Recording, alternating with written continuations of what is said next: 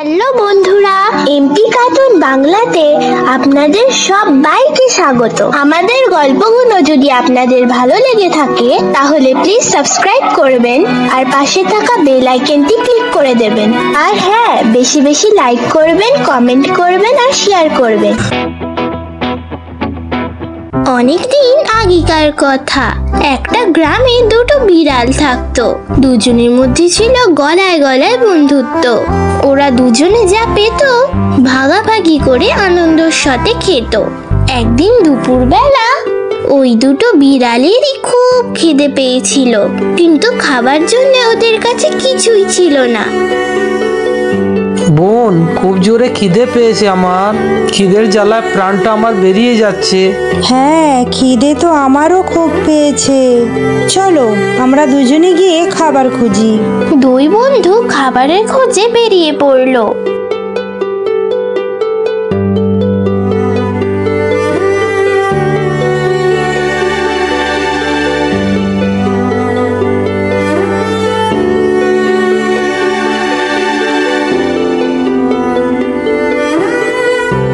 ওরা গ্রামে গিয়ে দেখতে পেল যে একটা বাড়ির দরজা খোলা আছে।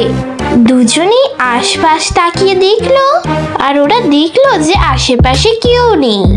তখন দুজনে চুপি চুপি ঘরের ভেতরে ঢুকে পড়লো। ওরা দেখতে পেল থালাতে একটা রুটি আছে। বোন, একটাই রুটি আছে। রুটিটা দেখতে খুব মোটা লাগছে। এই রুটিটাতে আমাদের দুজনের পেট ভরে যাবে। হ্যাঁ, ঠিকই বলেছো। তাড়াতাড়ি রুটিটা নিয়ে চলো পালিয়ে যাই, না হলে এই বাড়ির মালিক চলে আসবে। এই কথা বলে একটা বিড়াল ওই রুটিটা তুলে নিল আর দুজনে ওইখান থেকে পালিয়ে গেল।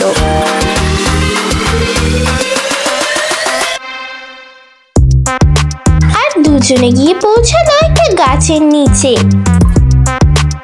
খুব জোরে খিদে পেয়েছে, তাড়াতাড়ি রুটিটা ভাগ করো। হ্যাঁ, ভাগ করছি।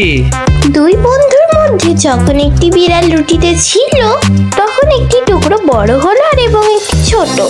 যেই বিড়ালটা রুটিটা ছিঁড়েছিল সে ছোট টুকরোটা অন্য বিড়ালটাকে দিল। এই দেখে সেই দ্বিতীয় বিড়ালটি বলল, এ কি, ছোট টুকরোটা আমায় দিয়ে বড় টুকরোটা তুমি নিজে নিলে? এটা কিন্তু একদম ঠিক নয়। আর আমরা দুজনে যা পাই সেটা দুজনে মিলেমিশে ভাগ করে খাই। আজকে তুমি আমার সাথে শত্রুতা করছো। বড় টুকরোটা আমি খাবো। রুটিটা আমি নিয়ে এসেছি, তাই বড় টুকরোটা আমিই খাবো। এই কথা বলে দুজনে ঝগড়া করতে লাগলো। অন্যদিকে একটি বাদর ঝগড়া করতে দেখছিল। তখন বাদরটা ভাবলো, এদের দুজনের ঝগড়াতে আমার কিছুটা লাভ হতে পারে। তখন বাদরটা গাছ থেকে লাফিয়ে নেমে এলো আর ঝগড়া করতে থাকা বিড়ালদের বলল, আরে বিড়াল রানী, তোমরা একে অপরের সাথে ঝগড়া কেন করছো? বাদর ভাই, আমরা দুজনে খুব ভালো বন্ধু। আমরা খাবার দাবারে যা কিছু জিনিস পাই তা অর্ধেক অর্ধেক দুজনেই ভাগ করে খাই, কিন্তু আজ এ আমার সাথে শত্রুতা করেছে। নিজে রুটির বড় অংশটা নিয়েছে আর আমায় ছোট অংশটা দিয়েছে। হ্যাঁ, এটা তো একদমই ভুল কথা। এরকম তো একেবারে করা উচিত হয়নি। কিন্তু কোনো ব্যাপার না, যদি তোমরা দুজন রাজি থাকো তাহলে আমি তোমাদের জন্য একটা দারুণ বিচার করতে পারি। তুমি কি করে বিচার করবে? আমার কাছে একটা দাড়ি পাল্লা আছে, ওর উপরে রুটির টুকরোগুলো রেখে আমি এটা জানতে পারবো যে কোন টুকরোটা বড় আর কোন টুকরোটা ছোট। তারপরে আমরা দুটো রুটিকে সমান সমান করে নেব। কি বলো তোমরা, রাজি আছো? দুই বন্ধুরই বাদরের কথাটা মনে ধরলো আর ওরা রাজি হয়ে গেল। আর বাদর দাড়ি পাল্লা নিয়ে এলো। বাদরটা রুটির দুটো টুকরো দাড়ি পাল্লার দুদিকে রাখলো। তখন বাদরটা দেখলো যে দাড়ি পাল্লার একদিকটা ভারী।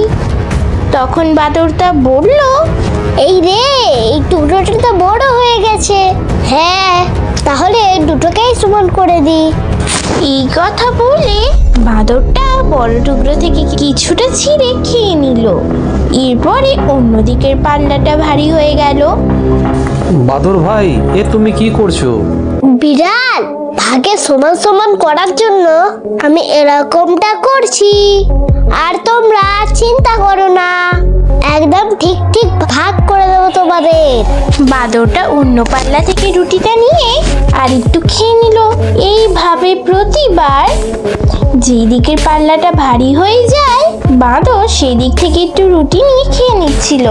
তারপরে দুই বিড়াল বন্ধু ঘাবড়ে গেল আর দেখে বলল, বাদর ভাই, তুমি আমাদের রুটিটা আমাদের দিয়ে দাও। দেখো দেখিনি, এইভাবে কি দেওয়া যায়? ভাগ তো এখনো সম্পূর্ণ হলোই না। তোমরা যখন আমাকে বিচারক বানিয়েছো, তখন তো আমারই বিচার করা দায়িত্ব নাকি? বাঁদর আবার সেই দিকের পাল্লাটা একটু বেশি ভারী, সেই দিক থেকে একটু রুটি ছিঁড়ে আবার খেয়ে নিল। এরকম করতে করতে রুটির টুকরোগুলো অনেক ছোট হয়ে গিয়েছিল। তখন বিড়ালদের একজন বলল, এখন এই রুটিটা আমরা দুজনেই ভাগ করে নেব, তুমি যাও। আচ্ছা, যেমনটা তোমরা চাও, কিন্তু আমাকেও আমার পরিশ্রমের মজুরি দিতে হবে তোমাদের। এই কথা বলে বাঁদর রুটির যে দুটো টুকরো বেঁচেছিল সেটাও তুলে খেয়ে নিল আর লাফিয়ে গাছের উপর উঠে পড়ল।